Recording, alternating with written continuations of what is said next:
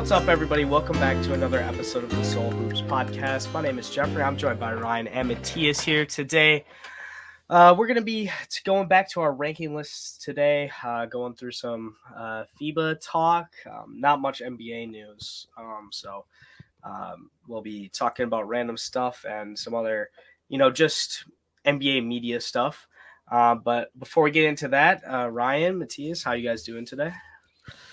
You know what I'm saying? I'm doing good. We're all back in kind of the usual spots. I mean, I'm back at my parents' house. Geoff, you're all moved in. Yes, sir. Mattias, you're all moved in. So, you know what I'm saying? We're everything everywhere all at once. We're mobile. We can move around. So, Yeah. I'm feeling great. Yeah. Yeah. I'm not feeling too well. I'm currently in quarantine. I got COVID a few days ago, so I'm just kind of been holed up. But classes have started. I'm back. I'm glad to be back on campus. It's fun. Yeah. Well, hopefully you're everybody out there is staying healthy. Yeah. It seems like everyone I know is getting sick right now. Because everyone I text is saying that they're not feeling well, and family's not feeling well, and friends aren't feeling well. So, Geoff, how are you doing before we move on? I'm doing well. Yeah. I also was sick this week. Allergies, moving in.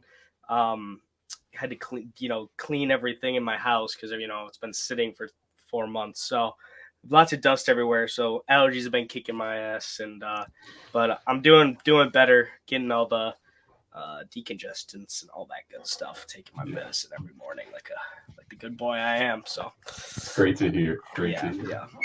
All right. Well, then we'll start with FIBA to talk today. So the group stages, I believe, are fully wrapped up after this weekend. Most of them, at least. There might have been a few games that are playing on here and there, but almost every group is wrapped up, and the teams have advanced. USA advanced with a sweep of their division with their group games, and then Greece moved out of their division as well, which is in the US's division. With a really fun game, actually. I don't know if you guys saw that game at all. Thanasis is actually playing on like a hurt abductor. And he's like coming off the in and out of the game a lot to like get treatment. But he had like a really cool like chase down block, and they had to come back win in the third and fourth quarter. So that was a cool game to keep tabs on. But USA wise, there's really not much to talk about. Same old. Anthony Edwards doing his thing. Tyrese has been cooking a lot, but Brandon Ingram got benched.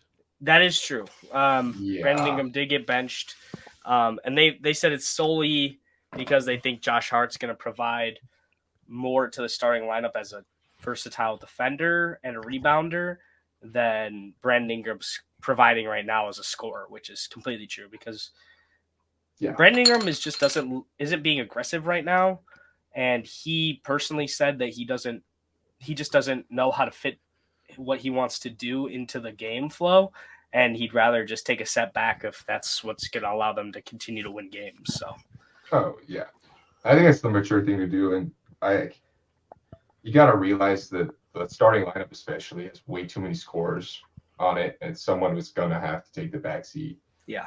No one was expecting to be Ingram, but he just kind of has to, and Josh Hart as a glue guy is going to fit better and just kind of, make things run a little smoother.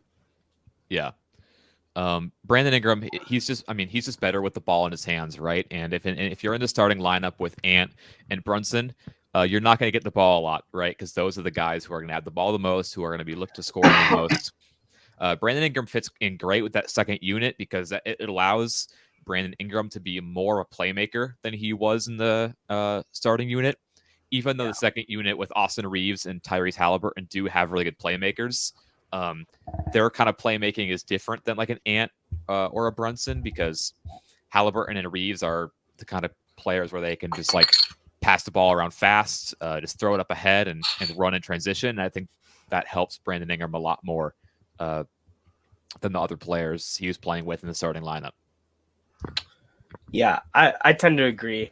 And I don't think that it has anything to do with Brandon Ingram's ability or what he can do or can't do.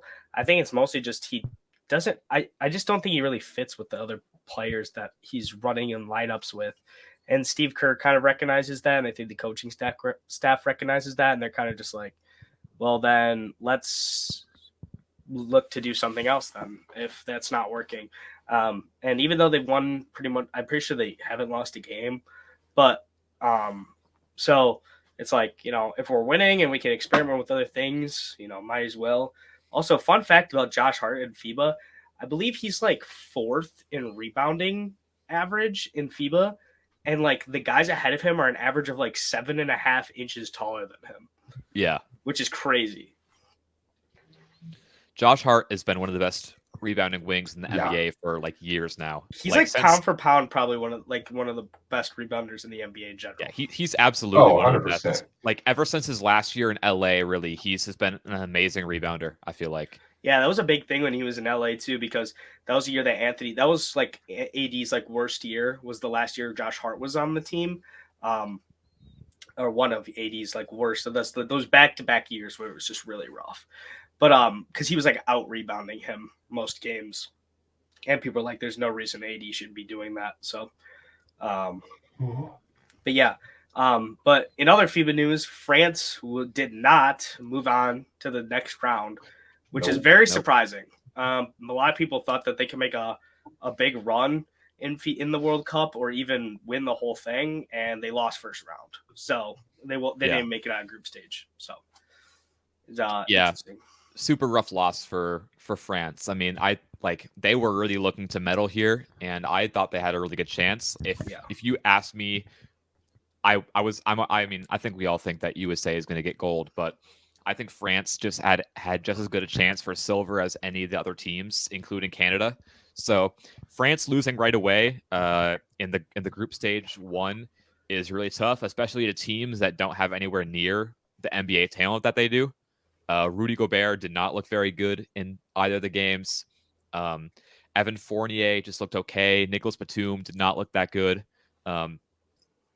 Just a rough showing for France overall, and they actually are going to host the Olympics next year, and I know they're really going to want to make a statement next year. Hopefully, they can get Wemby on the team, because that will help a lot with their medal hopes next year. But I'd expect them. I would expect Wemby to play. The only reason he didn't play in the World Cup, he said, was because he literally finished his season with the Metropolitans, had the NBA draft the same week, and then he has to get ready for the season. So he was like, I can't play basketball again. And you can play Summer League a bit, so it's like Mm-hmm. Yeah. And they also technically Embiid can play for France. I know it was a few years ago now, but he announced that he wanted to play for If France. he does, that's crazy. He should play for Cameroon if he plays. Well, yeah, but both countries are available for Embiid because of his dual citizenship, I believe. Yeah, that's true. I just think that a lot of it for France was just I really just don't know. They just didn't look prepared to play the competition. They didn't, at all. Also, Australia got eliminated today. Didn't make it out of group stage. Another team that a lot of people thought could make a deeper run. A lot of talent on the roster, a lot of NBA talent on the roster as well. But the clear-cut top teams right now in FIBA seems like it's Canada, US, and Germany right now, and Spain maybe. But those top 3 look clear-cut, and it looks like the US is going to run away with it. It doesn't look like anyone has any ability to catch up to them. I saw Canada lost today. Are they in trouble of are they starting to make the past group stage? I think they won the bid already. They're going to be fine. So right now they're in every team is in group stage 2 actually. So they play the games. They play all the teams in their group another time. And if you're one of the 2 teams with the highest record, you'll move on. And I think Canada's for sure going to do that. I think they swept the first 2 games. They did. I think you have to have I think if you sweep the first 2 group stage games, it's like that wins you the spot. Yeah, you're booked to the. I think the second round is pretty much like tiebreakers and stuff. Oh, okay. Like the last spot. Yeah, but Canada lost today to Brazil, which is not great because it was an ugly game. Iago Santos and Bruno Caboclo were locking up Shea and Dylan Brooks, and Canada's best players. So gutsy win by Brazil today. Yeah, and RJ has had a really good game against Germany like a week or two ago. Yeah.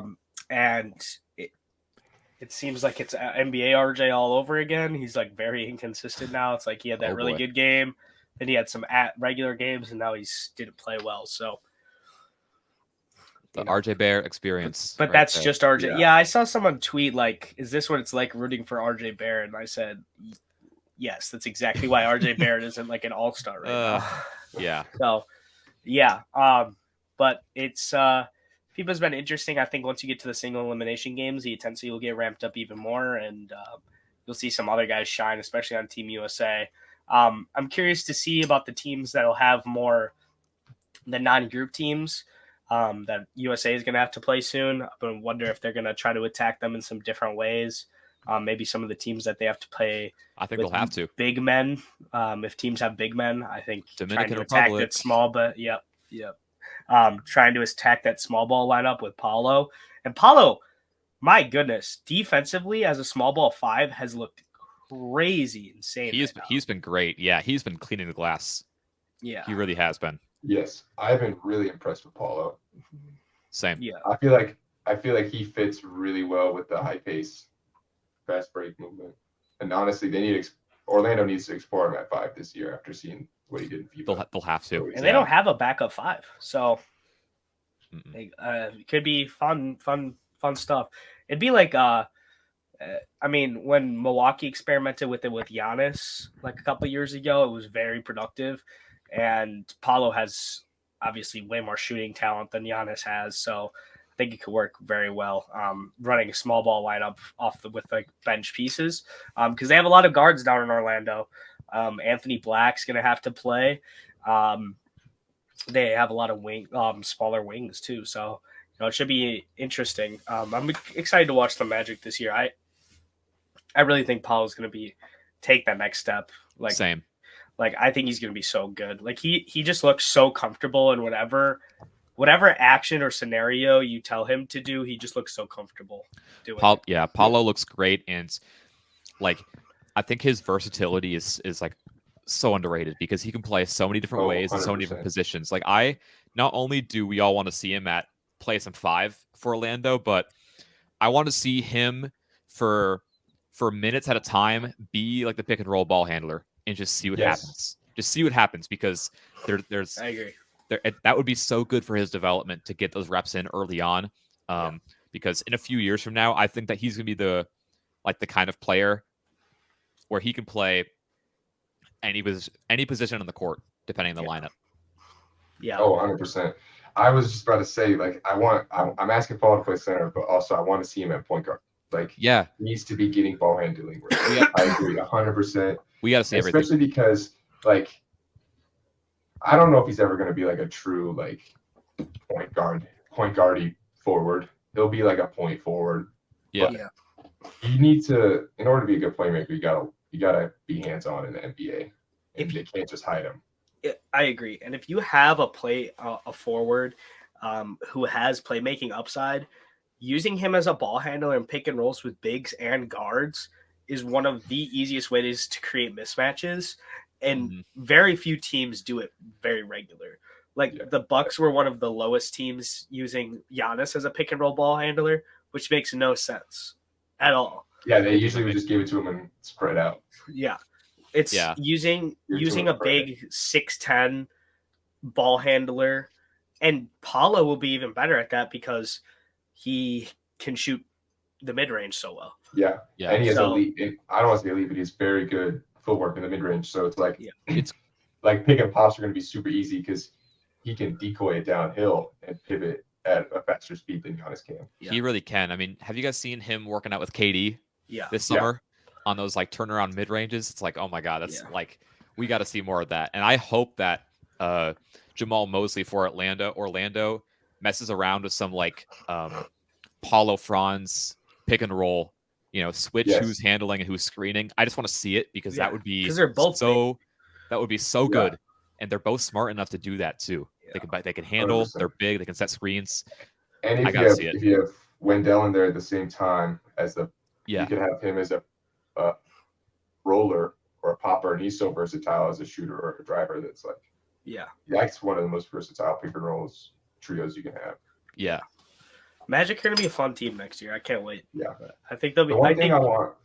And they'll be they're a really young team, and I think they'll be better than they were last year. But there's still like literally almost no expectations for the roster right now.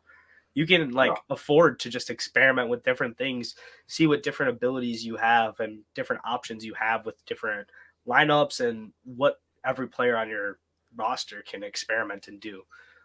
100%. They don't need to feel pressure to make a trade or try to win or anything this season. They have another 2 or 3 until it becomes an issue. Yeah.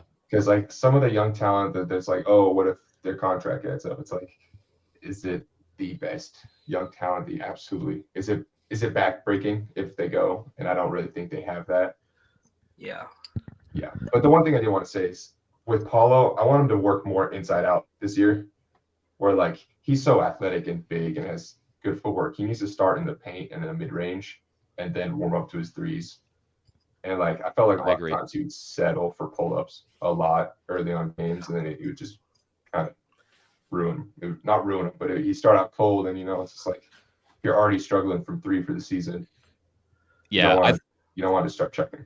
I think it'll get better for sure. I mean, it's hard when you're a rookie, but at the same time, like, yeah, it was like rough seeing him take all those threes because, like, he was probably the worst volume 3-point shooter in the NBA last season.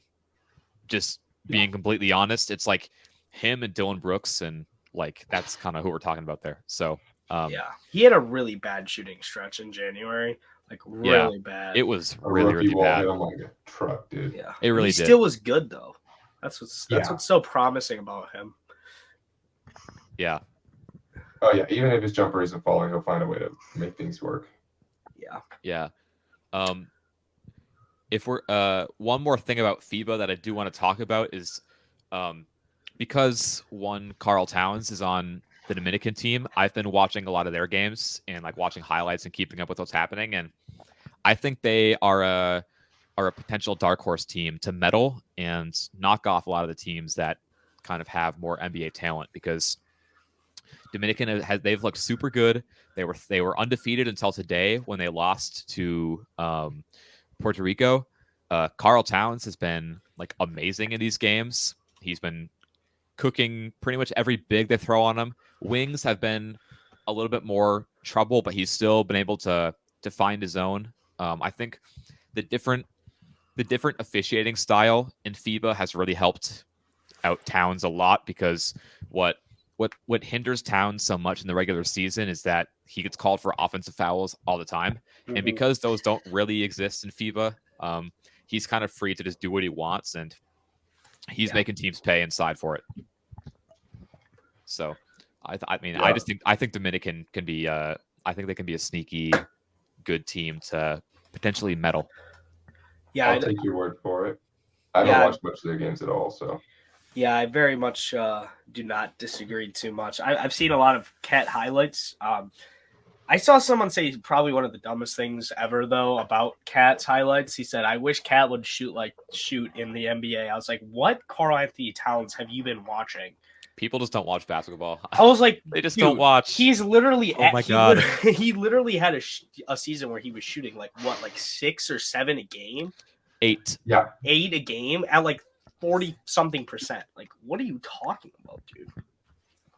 Yeah. Like, I know it's so corny to so many people when Cat is always like proclaiming his greatness as the best shooting big of all time, but it's true. He easily is. It's not that close, really. Like, he just is.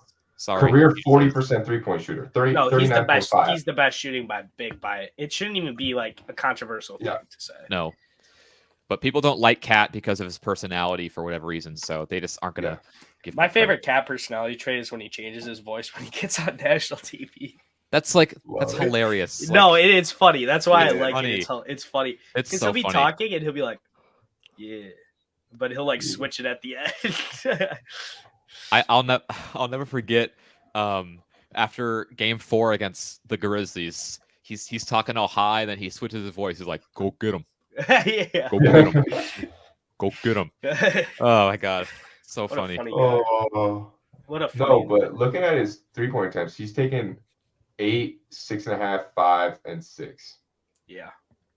And it's like He a should be lot of taking more. people were discrediting him when he was taking. He will 8 next 3 year. a game because they're I'm like, telling you, he's suck. going He to take a doesn't really lot give you next paint. year. He's He going to should. have to take a lot next year because with the way this team is set up, Cat, I think, needs to be shooting like 9 or 10 threes a game. Legitimately. I agree. I think if you actually have Cat attacking a closeout, like if a big is closing out, Cat is athletic enough with the ball in his hands, and he's solid enough. We were just talking about how he has room to grow as a playmaker. Yeah. The easiest way to grow as a playmaker is when you're playing out of a closeout. Like, Yep. It's so easy to play make that way. And you're just going to put Cat in the easiest situation for him to succeed. Mhm. Like, you just need him on the 3-point line. Yeah, That's where he's best. he just needs to find out how to make quicker decisions off those closeouts. Yeah. And just being able to swing the ball around and not foul every single time you're trying to drive. Yeah. Because things will change so much. It will be a problem next year if he gets a lot of charges called on him again, because he's going to be driving more than he ever has, because he's going to be playing a lot more from the outer mid-range to 3-point area than he ever has as well. Yeah. So he needs to develop the stop and pop midi because he has a really nice midi.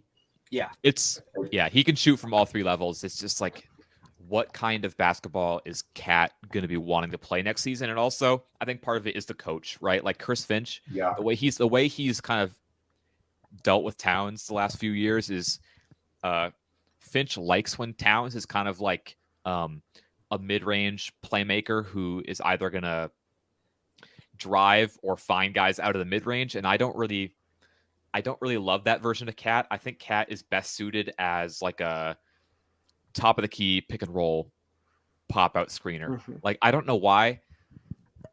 It boggles my mind sometimes, like why the Timberwolves coaching staff, I'm going to go on a little bit of like a mini rant, not too long, but it boggles my mind sometimes why the Timberwolves coaching staff aren't just like, we got to run Cat pick and pop like 20 times a game, because they just should. I don't know why him and D'Angelo Russell just never, ever ran it. Under Ryan Saunders, they ran it a ton. I mean, the teams didn't win much, but they ran it a ton. And I think it could have gotten a lot better if Finch was like a little bit more willing to embrace that as an actual play option. Yeah. It'll be, I think, with the coaching staff in Minnesota, I think time's kind of burning up from them a little bit. I think they got to kind of show something that as a coaching staff, they can push this talent level over the top, because the whole NBA world acknowledges that roster is talented at this point, and they got to do something with it. I think they got to show that they can elevate the talent on that roster above just the talent level. They're going to have to, or Chris Finch is gone. Yeah. But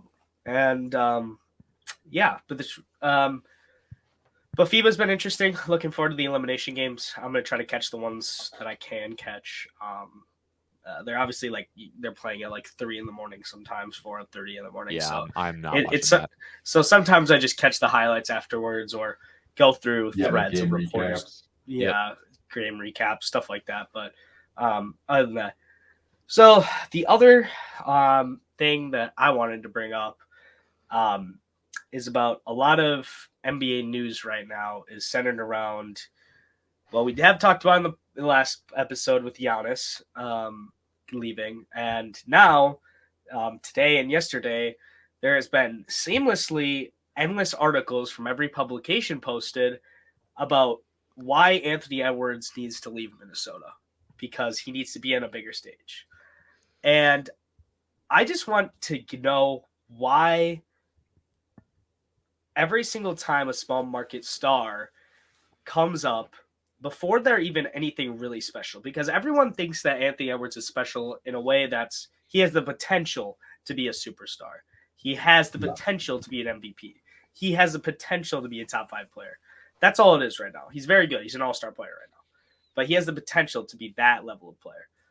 Every time one of these guys comes up in a small market, there's a seemingly just endless push by NBA media and NBA fans that these players shouldn't stay on their small market teams that drafted them. Why? Why don't you want every team to, at all the small market teams, all the big market teams, to have good players? What's the point of having a 30-person league? Everyone talks about expansion, how the league is so talented. What's the point of doing that if you just want all the good players to just go play for the Lakers, go play for the Celtics, go play for a New York team? Like, it doesn't make any sense. And that's the same thing, and I'll get into this too, with the Damian Lillard stuff. It's like people are like, he requested a trade and they're not meeting his demands right away. No one's ever going to want to sign with Portland. Nobody wants to sign with Portland right now anyways. They've had to draft all their guys. Portland has had an issue to signing free agents since like the 70s, dude. Yeah. Like since it's been a team. It's the same reason. It's not some new thing since our GM is helping. My franchise was the first franchise to do this, dude. We were literally the first franchise to do this. We traded Kareem away. And we were mid for like 40 years until we drafted another generational star. But also, I think you got to think like that era of the Lakers kind of birthed the modern NBA and like made it popular. Yeah. And it's like, it's the reason this big market stuff works. We started this. Exactly. You started it. Like people are like, oh my God, we saw an MVP caliber type player leave, go to LA, and now the NBA is like one of the biggest leagues in the world. It's a formula that they want to follow. Yeah, and no other sports league is like this. No. Every other sports league celebrates drafting players, developing them correctly, and building championship rosters. Like, no NFL team is like, yeah, my quarterback is going to request a trade right away as soon as his rookie contract is over. Yeah, my star wide when LaMelo signed his rookie extension, people are talking about, is he going to want to ask out before it's over? It's like, should he ask out before it's over? Should he ask out after his extension? Yeah. Blah, blah, blah. And it's like, dude, what are you talking about? 3 years in the league. Yeah, it's like, oh, LaMelo's he just wants to be in LA because that's where he's from. Okay. Yeah, it's this NBA players spend so minuscule time in their actual homes during the regular season. No. Most players end up living in LA anyway in the off season, right? Yeah, you don't think LaMelo lives in LA for 4 months out of the year, 5 months out of the year? He does. Like, he goes home and lives in LA. I guarantee you. You think he's living in Charlotte during the summers? No. Not at all. Yeah.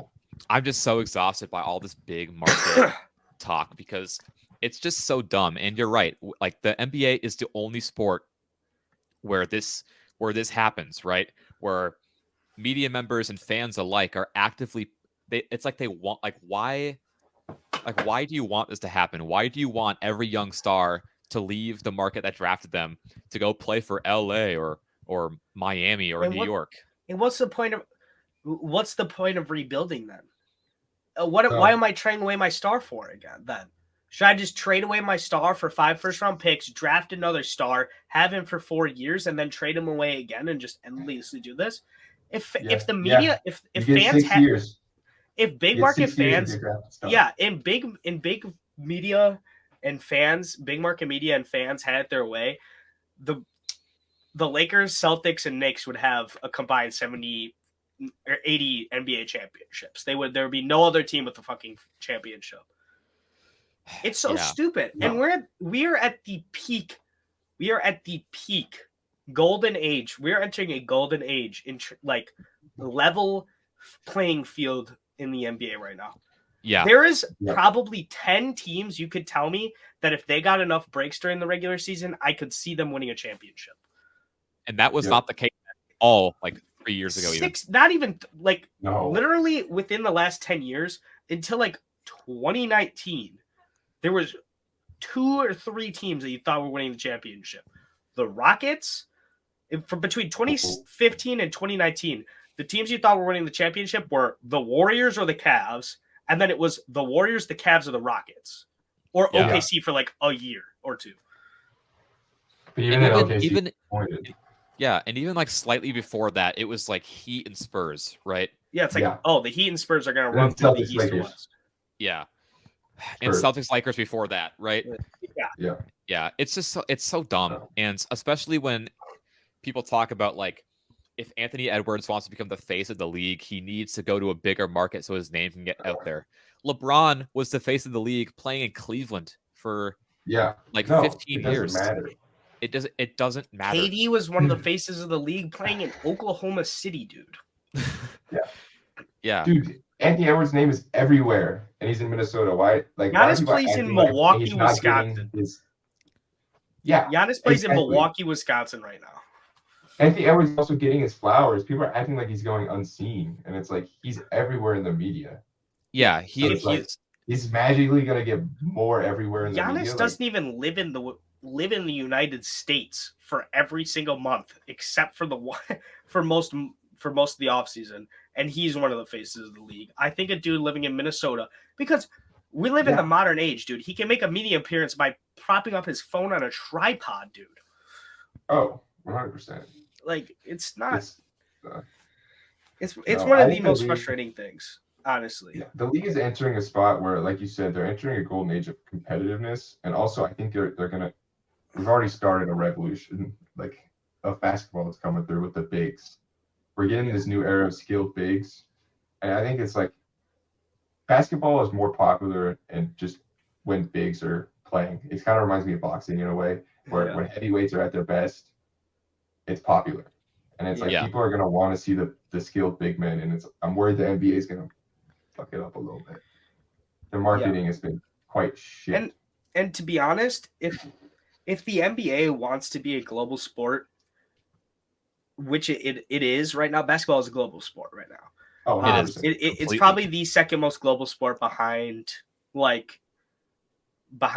soccer or football. Yeah, but it's the most global sport behind that. Well, the NBA stated that they want to push to be more like a international soccer. And if you want to do that, I'm telling you right now, you can't have every team playing in LA. Like you can't be only focusing on LA.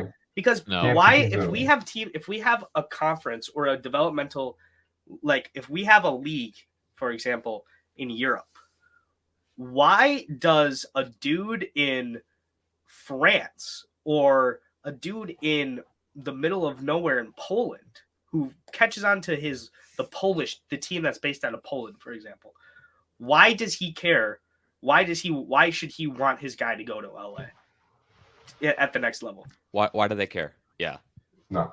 Yeah. Other than also they're gonna have to find a way to are they just gonna have NBA sanctioned leagues, or is it gonna be like a Champions League thing where the NBA is the Champions League and you kind of combine and shit like that? I don't know. I think eventually they would want to get to the talent level where you could have relegation and teams could go in and out and stuff like that, but I don't know how that would really work. Soccer has Euro leagues, and then it also has Saudi leagues and all that. But then the problem is they can't. The NBA really can't be truly like FIFA because the NBA is its own league in itself. Exactly. Yeah. Unless they were to create a separate entity That's what I was saying. Are they trying to unless FIBA overtook it, but I don't think they would want to do that. Yeah. We'll see what happens. It's way more money than FIBA at this point. Yeah. Like a ton more money for sure. Yeah. But yeah, it's just so exhausting with this face of the league nonsense, especially because what's ultimately more impressive, how players become the face of the league is not by leaving their team to go play for LA or Miami. It's when they take the franchise they're drafted to and they elevate them to places they've never been before. Chicago is one of the bigger markets in the country by population and by total reach. Yes, but the Chicago Bulls were a shithole organization when Michael Jordan.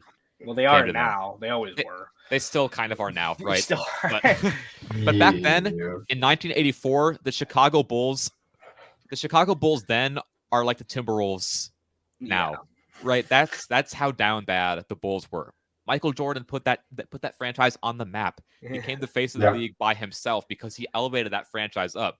LeBron to the Cavs did the same exact thing. It's not like LeBron just It's not like LeBron went to Miami and became the face of the league after that. He was already the face of the league from 2007 on, when he was still on the Cavs making the finals. Even younger than that, dude. Like starting like 2005, he was like he was like the second or third best player in the NBA. Yeah. So this not like this. It's just such nonsense about how like the face of the league needs people act that the face of the league needs to be in a top 3 sports destination, but it's just not true at all. And fans and regular people, stop pretending like you care about viewership numbers, revenue numbers. You don't care. You shouldn't care. You should care about the product of basketball being put out and you're yourself as a fan and your teams being good. You should not care that that the NBA gets more money because a star goes to LA. Yeah. Also, even more, I can talk about the NBA ticket price inflation. Like some of these ticket prices to get in these and Americans think it's like a cool thing. They're like, wow, like for example, Messi coming over to the United States. MLS tickets have been skyrocketing price. You want to know why soccer and football is so popular in other countries? It is extremely cheap to both view and play the sport. Yes. The U.S. has faced itself. Should be the easiest thing to access on television and as an event. Yeah. You should be able to, and it's also great for the players because like, especially in small markets, like if we're on the topic of small markets, like Portland, Friday night, tickets are cheap. Moda Center. What else are you gonna do? Yeah, you're gonna go watch the Blazers. Are you gonna go watch the Thorns play? Yeah, if the tickets are cheap, but the tickets are all priced up. It's like it's stupid. Yeah, like you got the Thorns are almost as expensive as Sounders games and stuff. Like, no. Yeah, games. Yeah, and especially in cities where. And that's why baseball continues to have so much support. You can go to a baseball game. The product of baseball has not been great over the last 10-ish years, especially over the last like 5 or 6 years. But you know what you could always do? You can always go to a baseball game for $10 to $15. It costs like nothing to go to a baseball game. You can play baseball. It's why baseball was America's pastime for so long. You could go and just play baseball. With a stick and a bat. Baseball's viewership issue is the fact that it's like having like product issues. Yeah, it's also like so long to watch the games, but they're working. People aren't loving the product. Yeah, it's getting better. Yeah, but I don't know. I mean, I can rant about it forever, but like I've said before, like I don't think like being a fan of a small market team and having good player on it is one of the most draining things if you're active in the social space of sports overall. Like. It's people have been pushing for Giannis to leave Milwaukee for 7 years now, 6-7 years now. Like it's the most draining thing of all time. And also, whatever that one dude is, I saw his article that was like, the Bucks should just blow it up right now. Please stop writing about the NBA, dude. You don't deserve a job. Okay. Yeah, some people. Okay, there are some media members. There are some media members who like honestly just have no business talking about the NBA. It's actually like ridiculous. It's crazy. There's a couple Blazers beat writers like that. And publications are cutting back on good writers for small market teams, which I can rant about forever, which I'm not going to. I'm going to leave it at this. The staff cuts at The Athletic, cutting all the beat writers. Beat writers, cut writers, for example, in the NFL, if you follow local beat writers for your favorite team, you will have all the information and news for that team. It is almost impossible to do that in the NBA because, one, the NBA does not support a lot of local writers having access to the news and information that they give out. Second off, all the big publications cut the beat writers. The Athletic had beat writers and ESPN had beat writers at almost every franchise. They fired most of them or laid them off. Yeah, I feel like having high level beat reporters for your respective team is invaluable, honestly. And the Bucks don't have any right now. We have one guy and his name I'm not gonna but we have one guy and I think he can do great. He's a very good writer, but he's not good at knowing anything about what's going on. Yeah. I mean, he's just reporting what's going on from like Shams and Woj tweets. It's like I don't need this. Like it's great to learn like inside stories of like locker room stuff, but like I want to know what's going on in the team. Yeah, Like beat writers are the ones that should be like, "Hey, I'm hearing that the Bucks are interested in so and so." Yeah, and that's I something think that the NBA just has. Oh, go ahead, Ryan. I was going to say that's something I'm grateful for, I guess, as a Timberwolves fan, because the Timberwolves media people are like actually exceptional. Like, there are so I many who follow. are just outstanding. I always see. I follow, or I always see John Krasinski. Yeah, I got to talk about him for a second because, he is the single person that inspired me to get into NBA media. Like, yeah. he's He's a really good writer. I've looked at his work, even though I don't really care about the Timberwolves. He is a fantastic writer, and like, he is such an important person within the Timberwolves fan base and people who are following Minnesota sports, because his coverage is just second to none, and that goes a very, very long way when it comes to having interest in the team. And you've also got guys for the Timberwolves. I'll name drop them.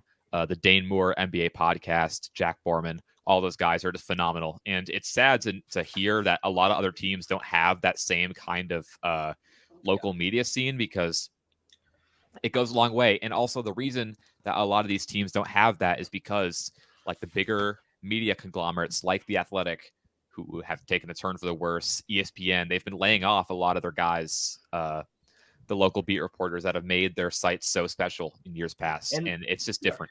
And at the end of the day, sports media is really hard for local newspapers and media outlets. It's a dying industry, sadly.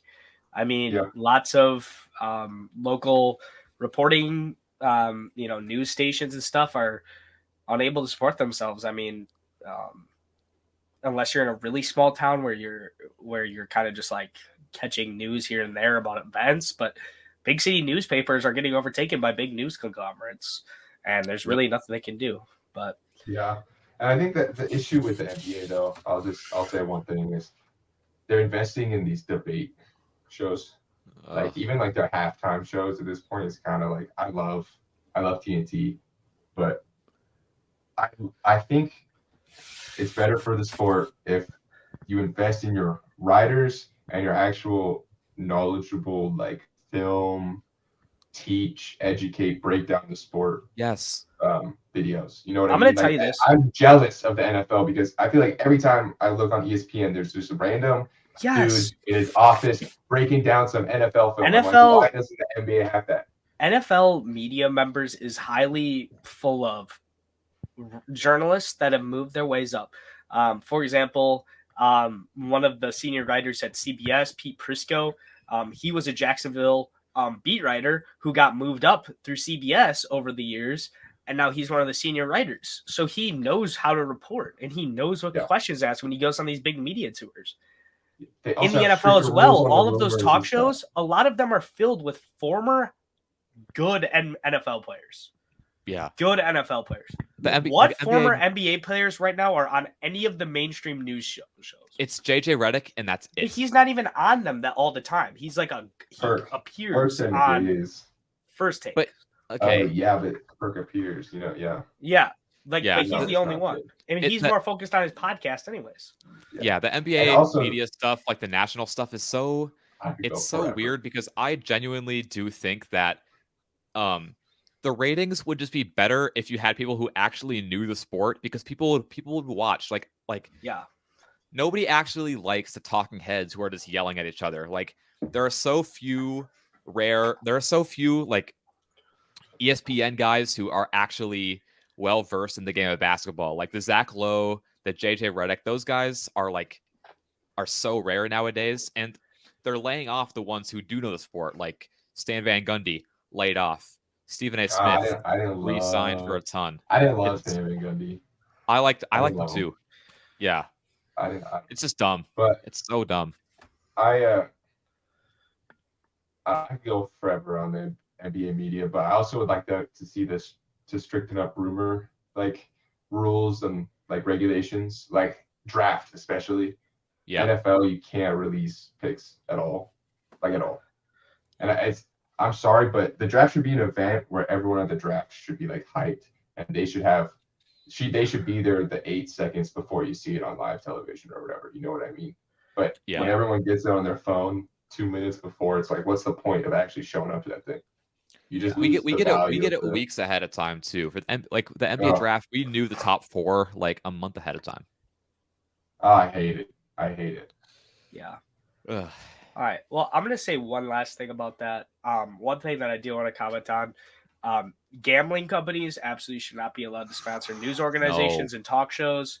Absolutely I'm going to leave it not. at that. I'm not going to get into the ethics of it, but I'm going to leave it at that. I could go on about that. Yeah, I could go on a rant about it, but forever. there's no reason Sham should have a show sponsored by FanDuel where he's announcing rumors and news articles about draft picks and things that actually affect betting. But outside of that, all I'm gonna say is all of the Blazers fandom fucking just hates Shams. Yeah, just hates him. Honestly, most of the NBA fandom should. Like he's just not. He's okay, that's just there it is. All right. Okay. Yeah. All right. All right. Well, let's get into this ranking list then. So we are finishing up the ranking lists with centers today. So we've all made our lists, same positional, stuff like that from Basketball Reference based on minutes played in lineups, not starting lineups or closing lineups, anything like that. It's minutes played in lineups. So all of that stuff. All right. I'll start off with my honorable mentions today. My honorable mentions today were Nicholas Claxton, Jared Allen, and Miles Turner were my 3 honorable mentions. Okay. Fine. My honorable mentions are Nick Claxton, DeAndre Ayton, and Rudy Gobert. 2 of those guys are right outside of my list. Oh, okay. Mine is Ayton, Nick Claxton, and Nikola Vucevic. Interesting. Okay. I didn't have Rudy Gobert at all. I think he would probably be like my 14th or 15th, and same thing with Ayton. He was right outside of my honorables mentions. They just had way too bad of down seasons, way too many bad moments over positive moments for me to like actually want to value them above, and they really didn't like provide anything exceptional to make me. I think Rudy Gobert could definitely have a bounce back season next year, though. Yeah, I'm expecting Rudy to have a bounce back season. Another year, like this will be his second year with this team. He's more comfortable with the guys. Adding in Mike Conley helps him a ton. He'll hopefully enter the season actually healthy this year, which didn't happen last year. But obviously very down year. And I think a lot of the guys that are in his range surpassed him in a lot of ways. Yeah. One of the guys I had on my own mentions I did want to highlight that very much needs to be highlighted. Nicholas Claxton, one of the best defensive fives, one of the most versatile defensive fives as well. People very knowledgeable about his rim protection abilities last year. One of the best isolation switch defenders in the NBA last year as well. In the 90s and the percentile, I believe, in that ranking. Yeah. So was excellent in that role. And he showed some offensive upside as well. He was more aggressive in his own self-creation in the paint. He's always a great lob threat. Please get him someone that can actually throw a lob. Jesus. Hyper efficient. Didn't he? He shot like 70. He shot an absurd amount. He was very good. He was great. And he was a legit decoy candidate before KD and Kyrie left. I'm a huge fan of Nick Claxton. Great creation, but his field goal percentage was absurd. 70.5%. Yeah, that's so good. I'm a huge fan of Nick Claxton. I think he's going to be part of the of my personal basketball brand going into this next season. He's just great. Claxton's podcast. When making this list, I was thinking about ways I could try to fit him on for like 20 minutes because I wanted him to be on the list so bad. I eventually just couldn't rationalize putting him any higher, but I think next season he could possibly take a bit of a jump on offense and on defense and insert himself into this top 10. Yeah, I don't disagree at all. 100%. Yeah, someone I want to talk about on my honorable mentions is definitely Ayton. Do any of you guys have him on your list? He's on my honorable mentions. And he's not on your list at all? Not on my list. All right, then let's. I want to talk about him because I feel like he has become underrated at this point. Like, I don't think he's anything like elite, but he just he still produces, and he's still like a solid player, and he's still solid defensively. And I think people just like to nitpick at his game. I don't know about I think solid they do. defensively. I don't know about that. He looks like really, really bad. I think he near the end of can be. last year. In 2021, he showed that he can be. He goes in and out. I don't know if he doesn't want to be there because he signed that offer sheet with Indiana or what. But his effort is very. That is the thing with Ayton, is that when he's trying, he looks very, very good. But it's like he's kind of he gets pissy if he doesn't get his touches, kind of like Nurkic, or it's common, but yeah. I think he looked. Ayton's shown in 2021, like you said. I think he's shown he's a good enough center, and I don't think people give him his credit or his flowers. Just because he got 50 dropped on him by Giannis doesn't mean he sold or was terrible. You know what I mean? Like he's I would say one of the best players ever. I would say that Ayton is slightly underrated if it had to go one way, but because he's had those great moments. Like the 2021 playoffs, he was great. In 2022 against like the Jokic and Giannis stuff. Yeah, in 2022 against the Pelicans, when Devin Booker went down with the injuries, Ayton was a huge part in winning that series for Phoenix alongside Chris Paul. But I just think that Ayton had such a weird year last season because he didn't want to be there. He had a weird relationship with a coach, and I think that shouldn't affect how you play on the court because, in my opinion, if you aren't going to put the effort in, I think it's one of the worst sins as a basketball player because you're letting your teammates down, and they needed him to play defense in the playoffs. They needed him, and he looks like he didn't care at all, and that's a huge issue with me. So I think it's definitely a locker room issue, and it's like I don't think he's at my 12 spot, but I think a lot of people are calling him like a ladder half center, and I personally don't see it. Yeah. We'll see. I mean, hopefully with a new coach, I think Frank Vogel could really unlock and reinstill that defensive prowess into Ayton. He's going to have. Well, I don't think the team has a choice. If they want to win, if they want to win a championship, which is their obvious goal, they're all in. They're all in. Yeah. Do not let anyone get that twisted either. This season, I don't want to hear from anybody that this team is not expected to be a contending team. They need DeAndre Ayton to be a legit defensive ability. They have to. There's no choice. If he is not, they stand no 100%. Chance. They don't stand no chance in the regular or postseason. He will surprise people. Yeah, no, I think he's prone for a big. Look back at this, I hope he does. I think he has a. I think there's a high chance that he has a very good year again. He's going to have even less of an offensive load, but as long as his mentality switches, I think he'll have a good year. But that's the if. He has to have a mentality switch. So, 100%. Yeah. Do you guys have anybody else on your honorable mentions that you wanted to talk about? I mean, you guys were kind of curious about Vooch. Basically, for Vooch is. I have him on my actual list. Really? Oh, okay. Yeah. I don't know why that surprises me so much, but I guess. But do we want to talk about him now or wait? We can wait. Okay. Okay.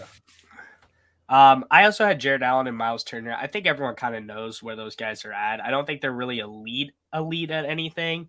I had Jared Allen in honorable mentions just because of the same reason I had Mobley high last in the power forwards.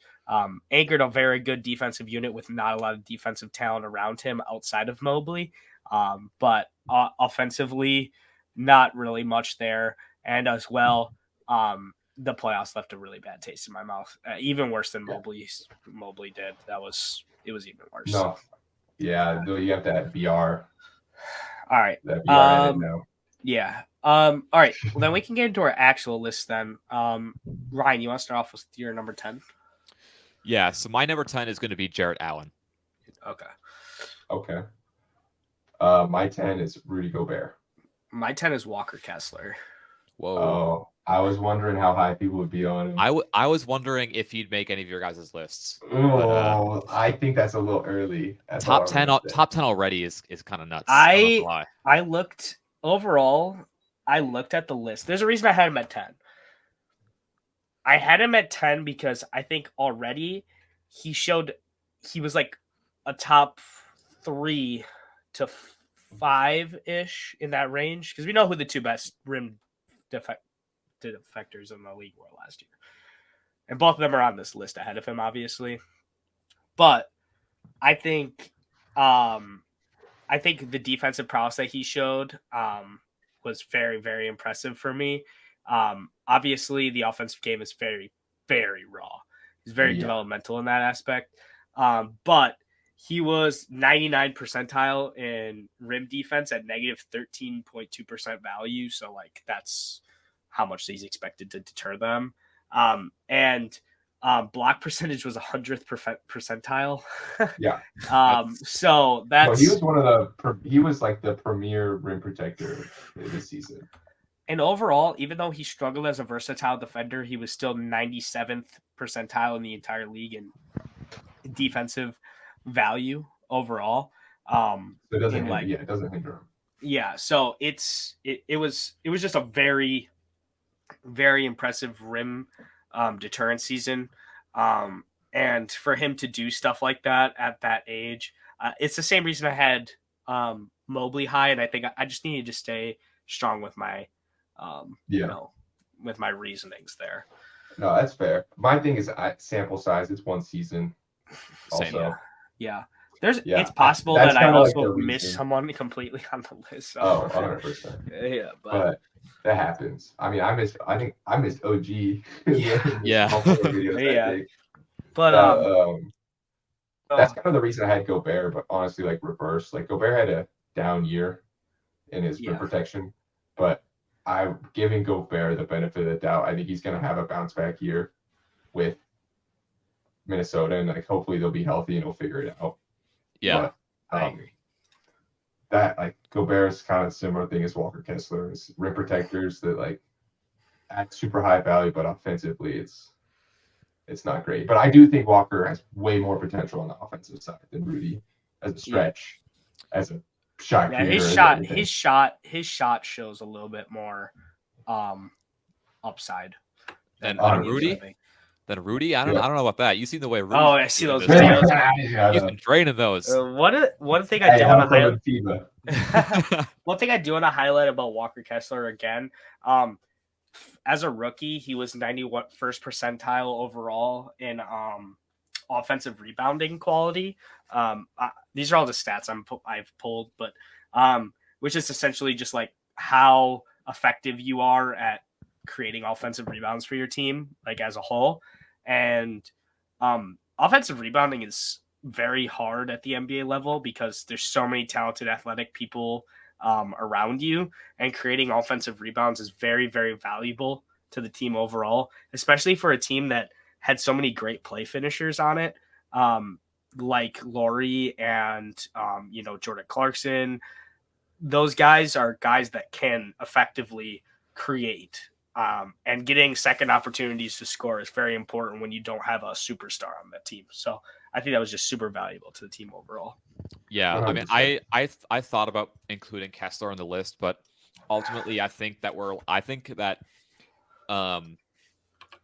putting him on the list at 10, for example, would be like half a season too early.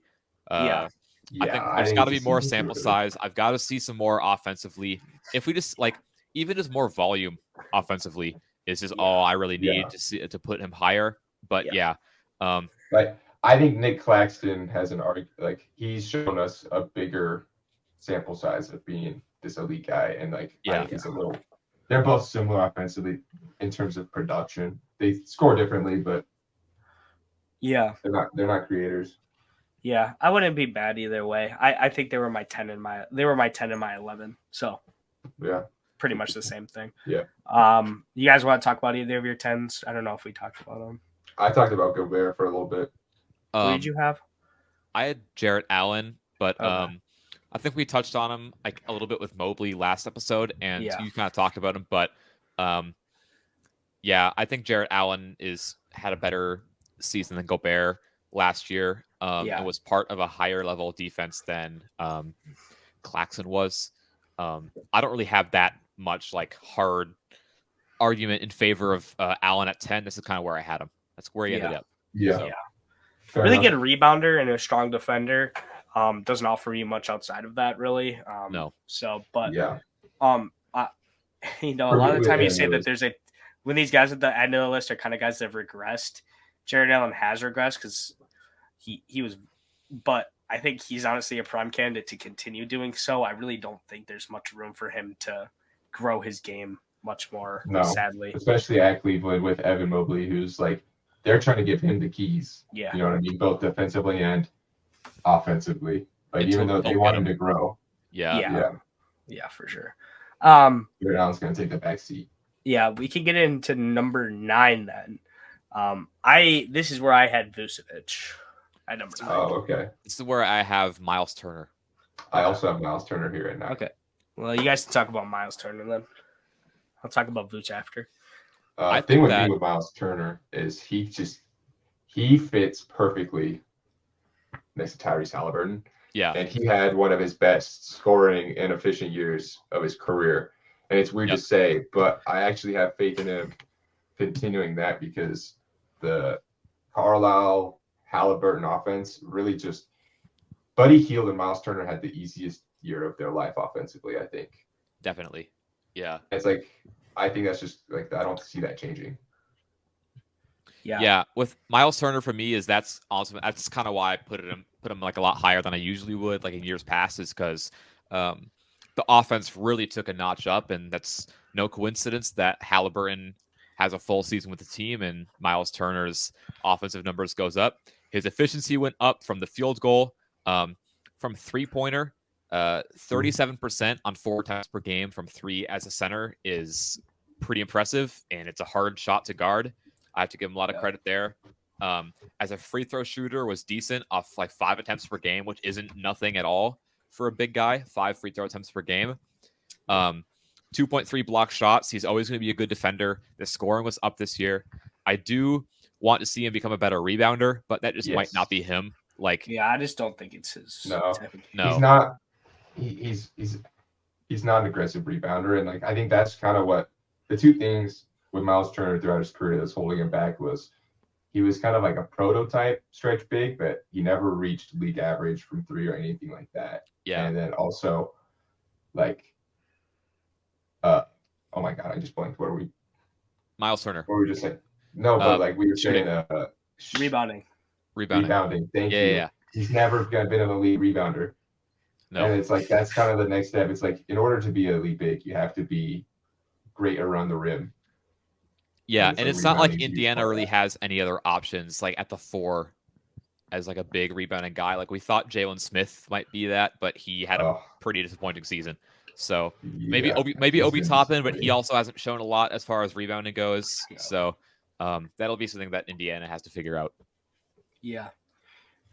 Okay, so I had Vucevic at 9.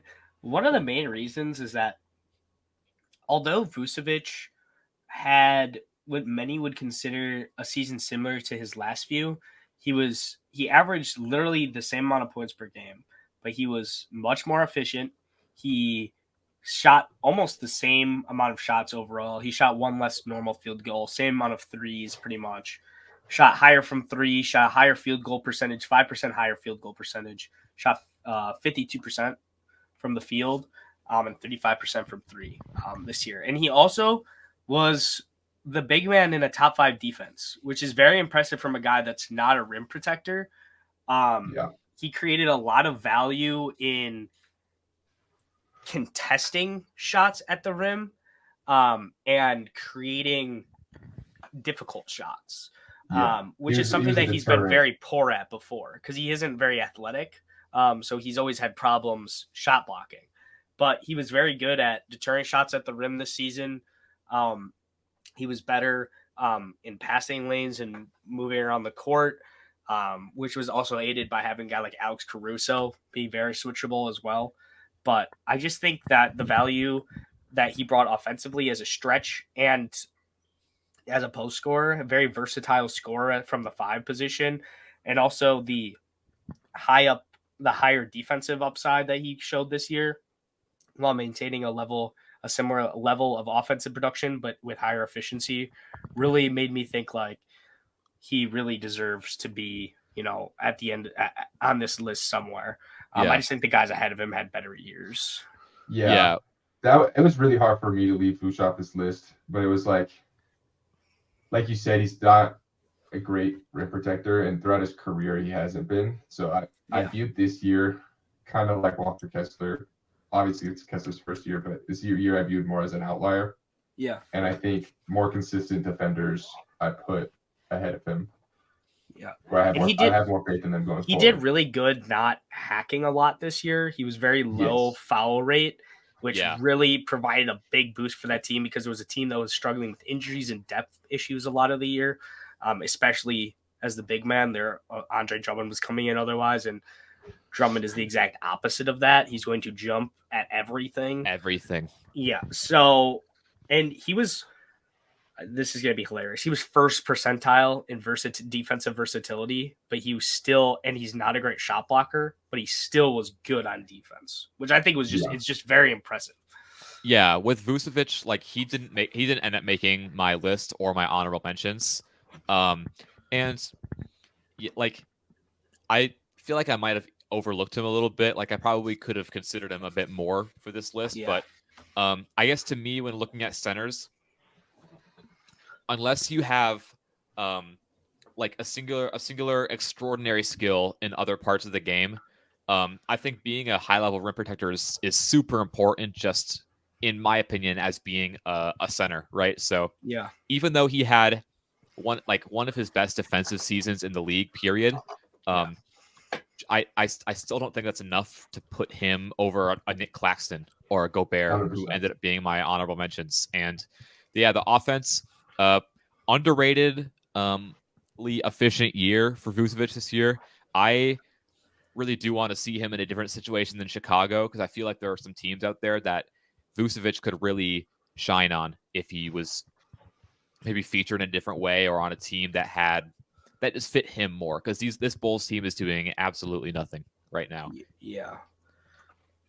It's interesting. I think he just had a really good year overall. And I think even last year with his numbers looking similar in 2022, not this last year, but I think his numbers look similar overall. But I think you could definitely see that there was a high difference because I think in 2022 they were winning in spite of Vucevic's play. But in this year, I think they were winning with Vucevic instead of dragging him along for the ride. Yeah. And his rebounding, he's a double finds the ball. He has been forever. Yeah, he just finds the ball, and that's so valuable to a team that has really lacked. That's one of the reasons why they were really great defense as well. They would rebound the ball all the time. They just grabbed every board all the time. Very hard to offensive rebound against them. So, but yeah. Well, I think we can get to number 8 then. This is where I have Brooke. I've got Brooke at 8 as well. I also have Brooke at 8. Yeah, I feel like this is the only really spot. I think he's a tier below the guys ahead of him. For Brooke, DPOY candidate, second in DPOY. He led the league in blocks this year. Led the league in blocks plus shots contested by like a couple hundred. It was crazy. I would say easily. JJJ was a better rim protector, but like he was one of the best rim protectors, rim deterrents in the league. It was pretty obvious. Like he was honestly the best defender on the Bucks. Like, and that's a huge. That's saying a lot, given who, especially for Brook Lopez, knowing his lore. Yeah. Always though, I always say this. But as soon as the playoffs come around, he cannot exist without Giannis. So. Yeah. But, one of the best shot blocking seasons we've seen in a while. Overall, just like a crazy shot blocking season. And also, the offensive season overall wasn't too bad either.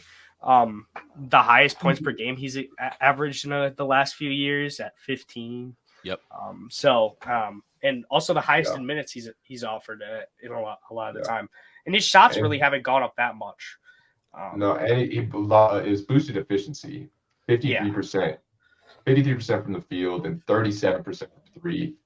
And he's taking 5 attempts a game.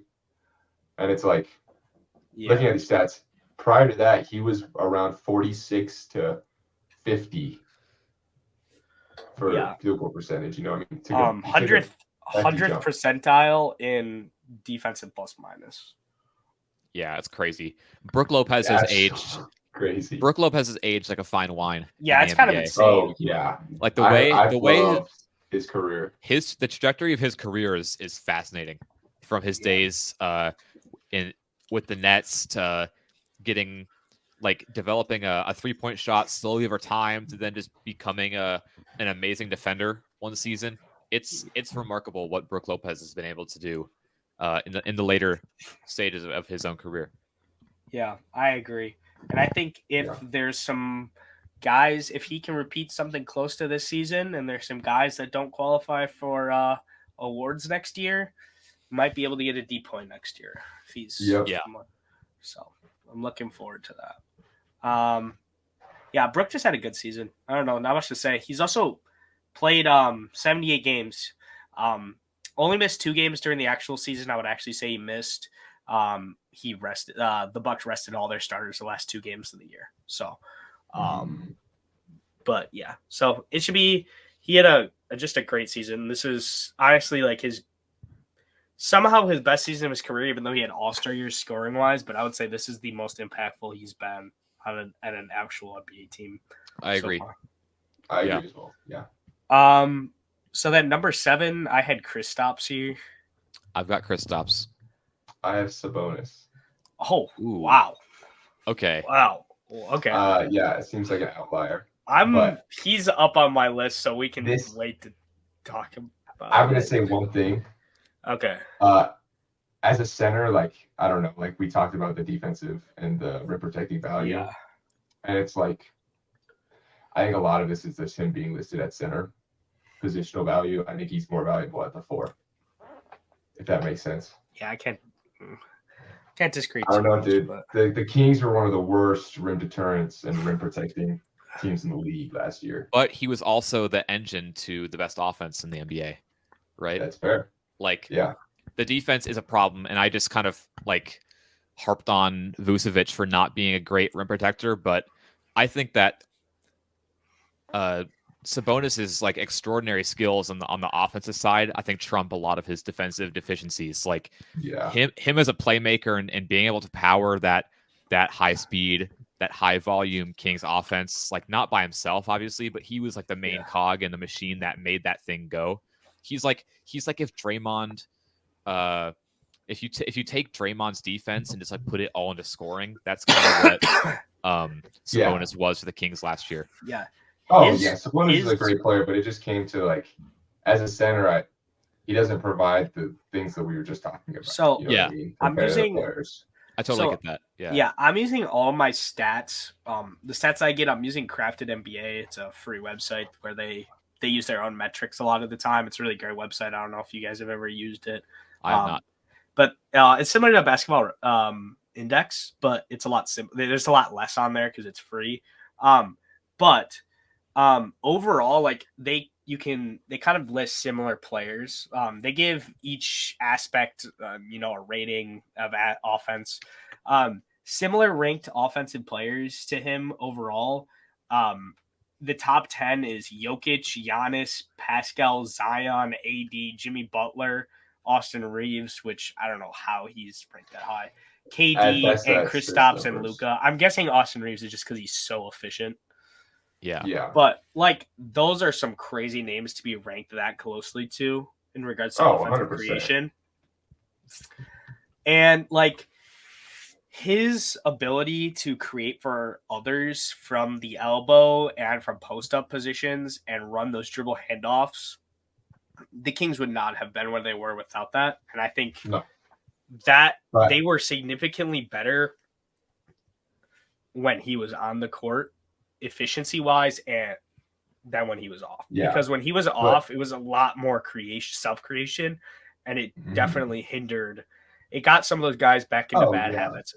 I think when Sabonis was off the court a lot in the regular season, when Sabonis was off the court a lot in the regular season, Fox kind of sometimes got into those bad shot chucking habits that he used to have. Yep. And it would really hinder the team at times. I think it's why a lot of the times they were in closer games than they should have been. That is fair. He is the offensive engine, but I could also, like, in the playoffs, his lack of jump shot was really exploitable. very exploitable. It was. And yeah. And like that is an issue. And it's like, again, all the guys I have ahead of him are just better rim protectors, rim deterrents. And it's I'm the name ahead of him obviously is going to be Kristaps, that you guys probably aren't happy with. But Kristaps just came off of one of his best offensive years, one of his best defensive years, and I think he just provides more as a center. Yeah. I can't disagree too much. I mean, I had Kristaps at 7 here, so we can talk about him. We talked about Sabonis, which we'll probably get ahead of. That way we don't have to talk about him earlier. But for me, Kristaps had seasons. He was the engine to a good one of the only offensive engines that was available for most of the season. He was only played 65 games, which is the most he's played since. Can you guys guess what year this is? The most games he's played since what year? He's been in the league since 2016. I'm gonna say 2018. I'd probably say like 2017. 20. Yeah. So overall, like he had a really, really healthy season compared to what he's had over the past few years. And then as well, he was, one of his best passing seasons, in my opinion. Even though his assist numbers weren't that high, seemed like he was passing the ball more, moving it more, and he got less shot heavy as well. He was shooting about the same amount of threes, a little bit less than his average, but from last year. But he seemed to be more aggressive in the opportunities that he got in the post and attacking the rim, which opened up a lot for the team overall. Yeah. So it opened up stuff for guys like Kyle Kuzma to operate as much as he did. For sure. Bradley Beal to operate as much as he wants to. He didn't have to be such a self-creator because he had those two guys attacking the rim and moving the ball very well. So it seemed like he was getting a lot of hockey assists last year. I don't know if the numbers would support that, but it just seemed like he was. No. The thing with Kristaps is that I feel like his game really matured this year, where he's making these reads at a snap, and he's not making the wrong decision, and he's not as rushed in the post. Because I feel like we talked about it before. His issue in the post is it can get bad. He can rush himself. He can stuff. But I think this year showed that he's a lot more mature at all three levels, and even in the playmaking category. Yeah, Porzingis definitely got a lot better offensively this year. Like probably his best offensive season in a long time. He did play. He played, like, most importantly, he played a majority of the season, which is super important for Kristaps, because that's always the biggest question, is that he is so injury prone. Like he would have qualified, like if he played 65 games this past season, and under the new rules that qualifies for All-NBA, which is huge, right? Because like you just said, Geoff, that he hardly ever does that. I think Porzingis' defense has low-key got a little bit worse over the years. Like, I don't think it's quite the same as it used to be. And I also, like, what ultimately is going to stop me from putting him above the guys ahead of him is that the defense that Porzingis does play, I think, is slightly overrated because he can only play one style. And that's like a deep drop. And I've talked about this as it pertains to the Celtics. I think Porzingis was a super weird move for them, and I am going to have to wait to be proven wrong about that, because I have a lot of doubts about that team and what that defense is going to look like.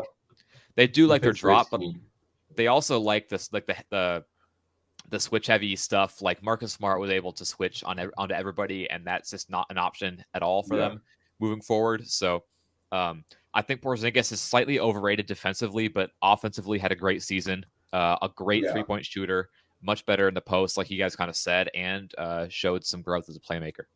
Yeah, I still think, even if you want to have the take those defenses overrated, I still think there's a huge difference in him and Sabonis' defense. Like, for sure, he still provides good rim protection. You know what I mean? And I would like for Kristaps to be like a better rebounder. Yeah. But Yep. I don't think he's a bad rebounder by any means. His issue is more offensively, but even then. Yeah. Yeah. For me, Sabonis and Kristaps, I struggled with ranking. I was splitting hairs. Yeah. I stick with the value that I was holding throughout my list. Yeah. At number 6, I had Jaren Jackson. I have Jaren Jackson as well.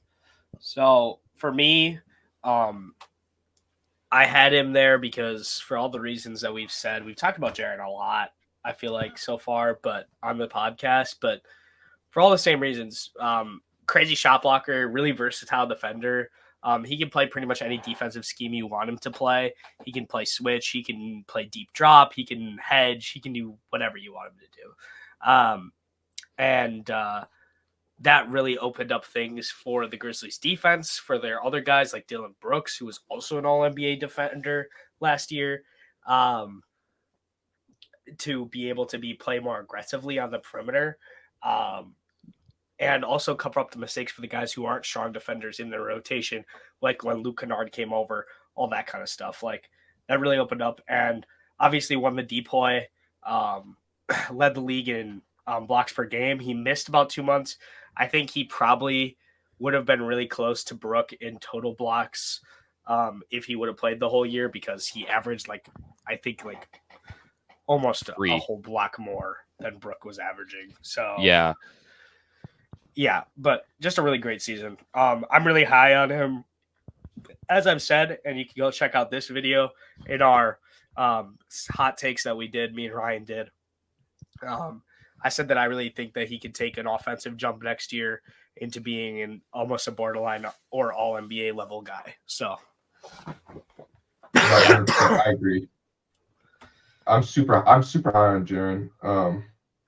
At my 6, I had Kristaps, but Jaren provided insane value on the defensive end this year. The first 2 months that he missed, the Grizzlies were, I believe, middle of the pack defensively. I can't remember the exact number, but they weren't great. He came back and they were almost instantly like a top tier defense. He just provided they were really instant value, which I think is it just shows how good of a defender he is. Because sometimes you get these guys that fall into these schemes or on this team and they're surrounded by defenders. But Jaren is truly a defensive engine, which you don't see a lot. Yeah. Jaren is crazy. I kind of rehashing what we kind of talked about in that hot takes episode 7. I think I'm a bit lower on Jaren's offense than Geoff is for sure, and maybe even you, Mattias. But I gotta give him his credit. I'm really high on Jaren's offense. Yeah, I am not that much, and I think a lot of that is because of the aesthetics. I think the aesthetics of it kind of weird, and that kind of gets in the way of my thoughts. Yeah. But he improved so much in the field last year. A 9% field goal increase from 2022 to 2023. That's huge. The 3-point percentage went back up after having 2 pretty bad years from 3. A lot of the foul issues got shored up this year, which is huge for Jaren. It's still a bit of a problem, but compared to years past, the foul issues had. I don't think they're ever going to go away either. There was recently a Team USA quote that Jaren said, "I don't care that I foul because if I'm not being aggressive, I'm not being effective." Which I can't disagree with him too much. Giannis is the same way. Yeah. If Giannis isn't fouling on defense, then he's not being aggressive. He needs to. There are some defenders that are better as reactionary defenders. Yeah. Jaren Jackson Jr. is someone that is an aggressive defender. He needs to go attack the offensive player, and if he's not doing that, like you said, he won't be effective. Yeah. I don't disagree. Yeah, I completely agree. I just really think that for him to move up this list, has to show a little bit more consistency. I need to not see so many peaks and valleys with the jump shot season to season. I really think to take another a consistent step with the not following as much. If the foul rate can stay at the level it was this year, I'll live with it, because I never think he's going to be a pitch perfect defender when it comes to following and aggressiveness, because I just don't think that's the style of defense he plays, which I don't care. I don't care about that stuff, and I don't think coaches care or anybody cares about that. Do your thing and play how you want. I think the season before this, it was really bad. It was really bad. Yeah. So I think you just got to stay consistent. He had a super efficient year looking at this. For him, at least, he went 50, 35, 79 as a center, that's pretty good. Yeah. Especially for someone that shoots jump shots. It's not like he's not an interior player. He's afraid to it. All right. Well, then we've already talked about this guy. My 5 was Sabonis. Same. My 5 was Jaren Jackson Jr. Yeah, and then my 4 was Bam. I got Bam. My 4 I'm guessing we're gonna have an identical list up to the rest of this, maybe. But for Bam, I think Bam suffers from a lot of the same issues that Jaren suffers from offensively, with the aggressiveness, and the offensive game can look ugly at times, and the consistency isn't really there. But really, Bam is really special defensively as a switch defender. The only thing that with Bam's defense that I think has been a little bit overrated is his rim defense. I think he's good at deterring at the rim because he's so long and he can get into people's area. But he's not a great shot blocker at the end of the day. No. He can't do what like the Goberts of the world do. No, but he's an average shot blocker to above average shot blocker. Above average. Yeah. Because and when you add that with all of his tools in his defensive. Genuinely, I think there'd be no question Bam solidified at this 4 spot. I don't think there would even be an argument for anyone below him if he was like an elite level shot blocker. Yeah. I need the aggressive Bam offensively though. We got spurts of it last season leading up to the All-Star break, and then it disappeared. And then spurts in the playoffs, especially in the finals, he would do it. Just keep doing it, man. Like, your team needs you to keep doing that. Like, they need you. I hope that something's a little unlocked. If they do get Damian Lillard, Dame is a huge 2-man game player, which is kind of different than the Heat are right now. So Dame is immediately going to make Bam's life easier, where, like, if Dame's getting doubled, Bam's going to have an advantage as a playmaker off the short roll and also as a driver. And with his versatility, like, hopefully that opens it up. But if not, he's got to take it into his own hands because if Dame doesn't come, there's not anybody, and the offensive scheme isn't really set up to spoon-fed a big. Yeah. With Bam, in my opinion, like why he deserves this 4 spot and why I ultimately just couldn't bring myself to put anybody below him over him is I've been watching basketball since like 2015, 2016, I usually say. And going off eye test alone, I don't think there's a single better just defensive eraser than Bam that I've ever seen with my own 2 eyes. Like, the way that Bam... I disagree there. Really? Okay. I can't disagree too much. I think there's a few guys. I think a guy like Rudy Gobert might be able to be up there. Yes, but I think Rudy's defense is different. But I guess what I mean by defensive eraser is that Bam can guard every single position, and whoever he's guarding, he's gonna make every player do their third favorite thing with the basketball. Yes. Yeah, like he's gonna way to say it. He's going to completely annihilate any player he's guarding. Their first want to do with the basketball, he's going to make it not happen. Even the second one, he's not going to happen. I think about the way he completely just shut Julius Randle out of a series like it was nothing. Like he completely and shut him down. He's switching on the Trey the next series. He's switching on the Trey. He's switching on to bigs. He's guarded Giannis before. He's guarded Jason Tatum before. One of the better Giannis defenders. Yes, he can guard every single position, and with not much issue. And like a lot of people think of defense as like getting a block or a steal or a deflection, which is true. Those are measures of defense in a lot of ways, especially blocks for centers. But what real defense is to me by any player is, are you going to make the player you're guarding do what they don't want to do? Because that's what Bam does. Yeah. As a defender, it's your goal to waste the offensive player's time and energy. Yeah. Because the whole point is like the defense is definitely a marathon. Like you want to wear them down and get either like make shots difficult to where they get in their own head, or like just physically tire them out because you got to make them do 3 to 5 things. And Bam is like Ryan said, he's one of the best at just making things difficult.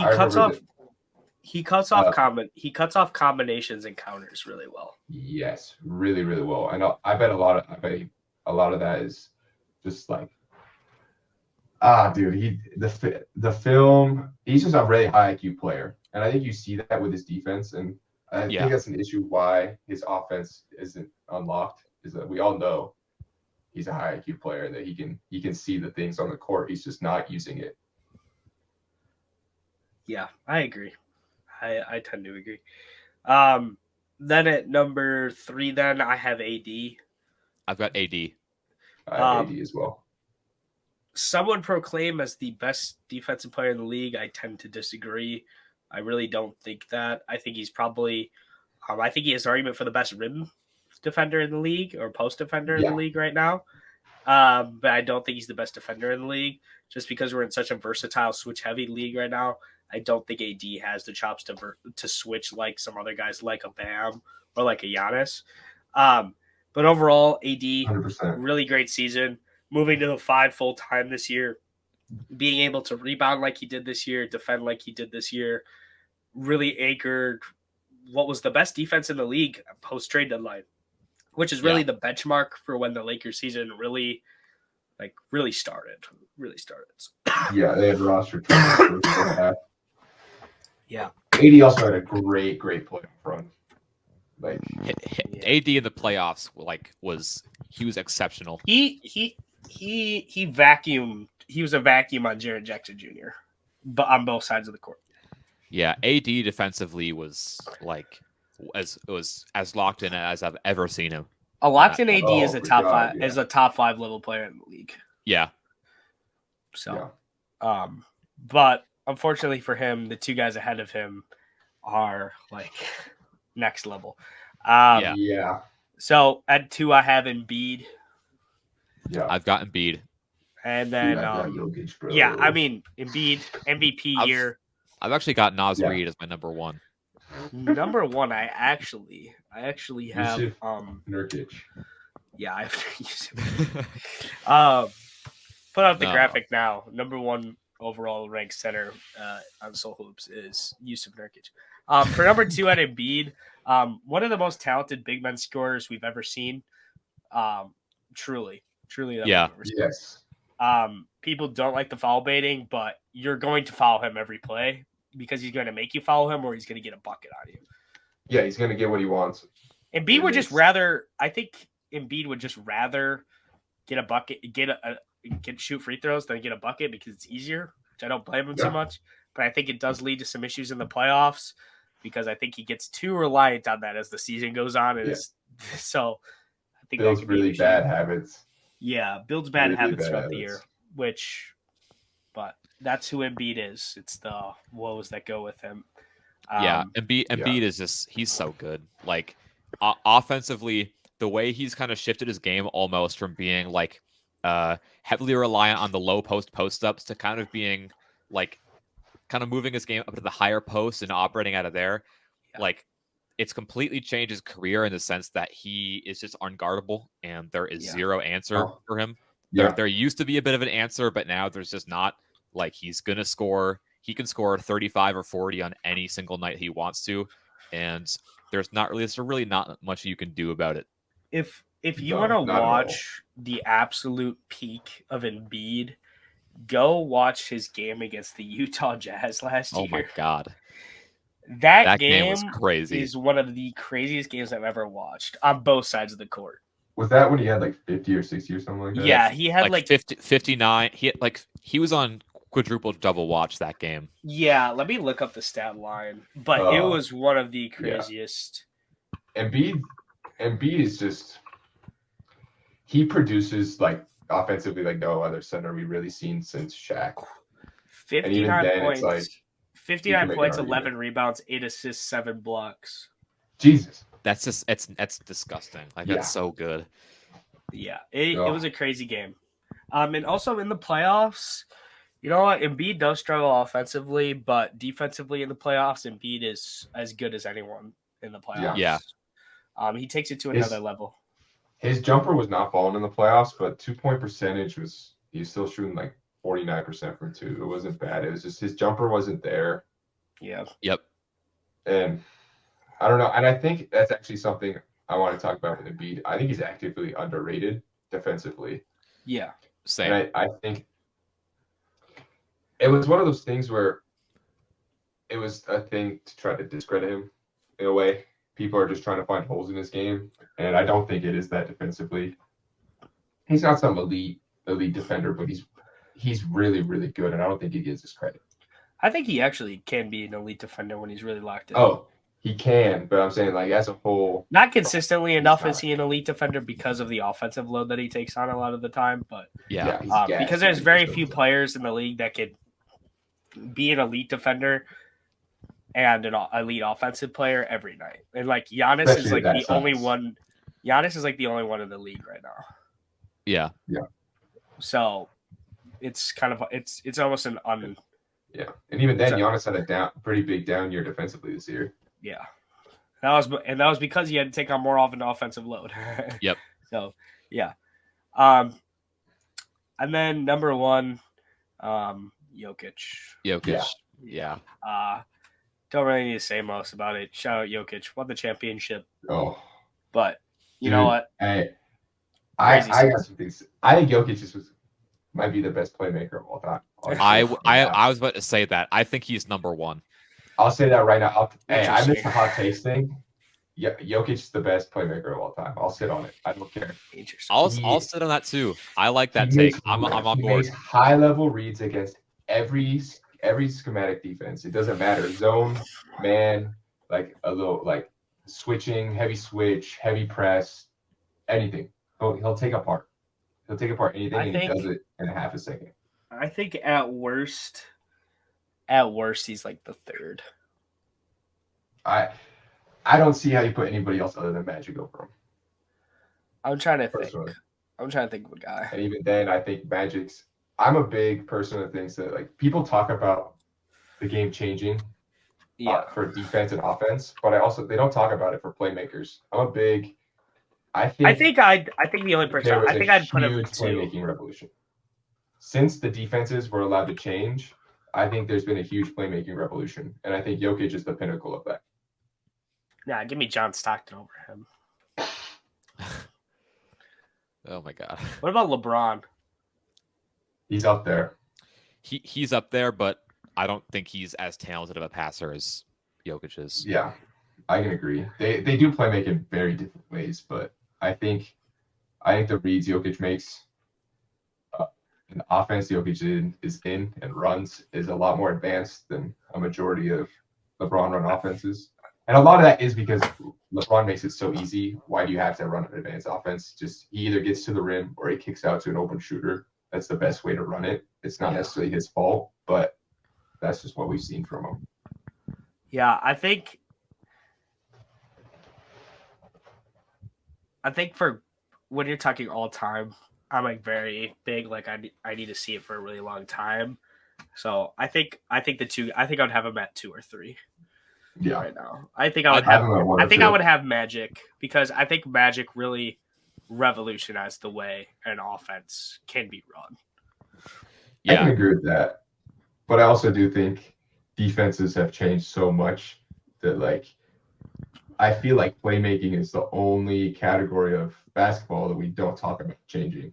Like Yeah, you I have think to we be do, though. way smarter now as a playmaker.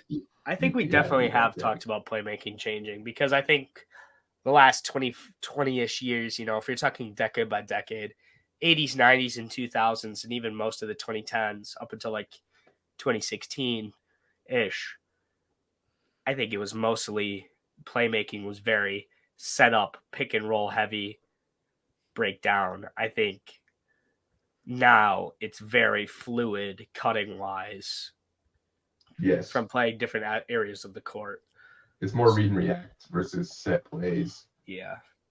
And it's like you have to read and react because defenses since the rule change, what was it? Is it early 2000s, late 90s, or what was it? I don't remember. For which Um, was Zone. The hand check rule. hand check and zone defense change. Like a lot of defensive That was rules the change. 2000s. I don't Yeah. remember what year it was. Defenses were allowed to be aggressive after that. Like they were allowed to get out of their pocket and actually go and make the offense change what they want to do.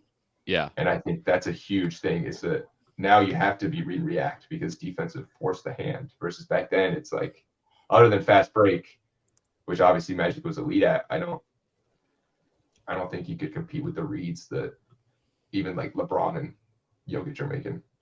Yeah, I can't disagree too much there. Off of just the film, like obviously I'm sure Magic's a high IQ enough player that he would figure it out in this era, but just off of watching film. Yeah, it's hard to talk about Magic because I don't think nobody today that wasn't alive then can really talk about how good he was, to be honest. Magic, I would say Magic is pretty underrated in a lot of ways because it feels like he's been forgotten about in terms of like how good of a passer he was and like him as a point guard. Like we all love Steph so much, and we've grown up watching Steph Curry. But that debate, I think we have to put Magic above Steph, at least until Steph's career is over, and then we can really look back and kind of evaluate it further. But I think it's a little bit disrespectful to just dismiss Magic Johnson right away by saying, "Oh, he played in the '80s. He can't possibly be better than Steph." I don't think you can I don't think you can get overtaken by a guy that just recently entered in top 10 all-time discussions when you've been a top 5 all-time discussions guy for like 40 years almost. Yeah. No. And it's like it's not Magic's like really didn't have much holes in his game if we're looking at him like respectively. Like he could stay offensively, his shooting, but for the time different game. Whole. Yeah, very different game. You can point out a lot more holes in Steph Curry's game. I think when you evaluate comparisons between players and era gaps that are that large, I think you kind of just have to evaluate them as, is there holes in their game for that time compared to now? Yeah. Because if I'm looking at Kareem, right? It's like, wow, Kareem couldn't stretch the floor. Would he be able to survive into yes? Yeah, no, that's It's Kareem, okay? Like it's Kareem. He'll figure it out. They're great for a reason. But I think people don't realize how dominant Magic was. Same with Bird. Like his career stats for retiring as early as he did are actually nuts. Like Larry Bird and Magic both combined for their whole careers missed 3 years for All-Star games. Yeah, I feel like they were dominant. Magic and Larry are, I feel like the way they're thought about amongst like the common fan and even people who are like kind of more into it is people know that Magic and Larry are legends. So I feel like people aren't even like pausing and taking a second to really like look at their games and appreciate them. Like Larry Bird had one of the best offensive peaks ever, and it doesn't get talked about like enough, in my opinion. I could go on this Larry. I could make a whole video about Larry Bird, dude. Larry Bird and Magic, I think, are very, very underrated as an era. It's weird because as a whole, it's talked about like saving the NBA. Yeah. But people talk about them more as like marketing. As like icons of their time and like. Yeah, not actual basketball players. Yeah, I don't hear anything about Larry Bird's game or Magic's game really, other than when they're trying to compare Steph to Magic. You know what I mean? It's like I agree. But yeah. All right. Well, if you guys got nothing else, then I think we can wrap up here. Yeah, I think we're just about finished. I believe don't some training camps start soon? Probably end of September, middle of September. Yeah. I know a lot of guys are getting signed to their 2-way contracts right now, or signed and then waived. Like I know the Bucks signed and then waived like Drew Timme and Alex Antetokounmpo so they could get G League rights so they can bring them in for training camp. Yep. So a lot of that stuff going on right now. So if you see news that a lot of guys are being signed, but it's not by big news sources, just know it's probably because they're being brought in for training camp deals. Training camp deals. Yeah, I think that Yeah. the only two like real, actual sort of big news signings we've gotten has been the PJ Washington deal got finalized in Charlotte. I don't really know what took so long because it was about kind of where most people were expecting it to be. Yeah, it was a little bit shorter than I thought. I think he signed a 3-year deal. I think it looks to see like, hey, I can hit the market sooner if stuff doesn't work out here, and also it's easier to move a short-term contract than a long-term contract. So, Yeah, and also JaVale McGee with the Kings. Yeah, that's nothing. I think that's a big sign. It's really a big signing for depth because they have no bigs, like effective bigs. Actually, they have a lot of bigs now. They have a lot of bigs, but because they traded for Rashawn Holmes. Wait, I thought.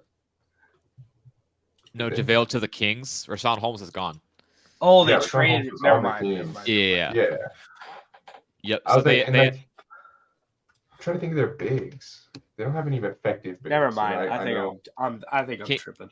Kings is like Sabonis and then like small ball Trey Lyles and Didn't they bring over that one guy?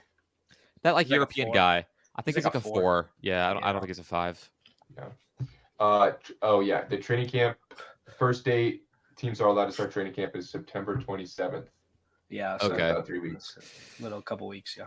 Yeah. So we'll see some teams start the 27th, and then some might start the following week or whatever. Trades might start to file in though. After training camp, there'll be some trades probably. Yeah, we'll see. We'll see how if they try to get the Dame thing done before training camp. Yeah. If not, I think it's gonna wait till the deadline. Yeah, I would agree. Or until December. All right. Yeah. Well, awesome. Well, appreciate everyone tuning into this episode. Great episode talking about a lot of random stuff. Then we'll wrap up the center rankings videos. So we'll be coming with probably team reviews to finish off the off season, or a conference previews, stuff like that. Haven't really decided fully there. Check out Ryan's video that he uploaded today, I believe, or was it last night? Today, yeah. Check it out. Today he uploaded that video. It was a good video. It's another little bit longer video, so you can throw that on while you do whatever. Follow us on all of our socials down below. Leave a like, subscribe, and also thank you for we reached 50 subscribers after last episode last weekend, so that's awesome. Appreciate all the support and on all the videos that we've been doing for this. So awesome. All right, you guys got any last messages? Otherwise, you can call it out. Subscribe and leave a like. Yeah, thanks for tuning in. Just do it. Yeah. All right. Peace out, everybody. Peace. Yeah, appreciate it.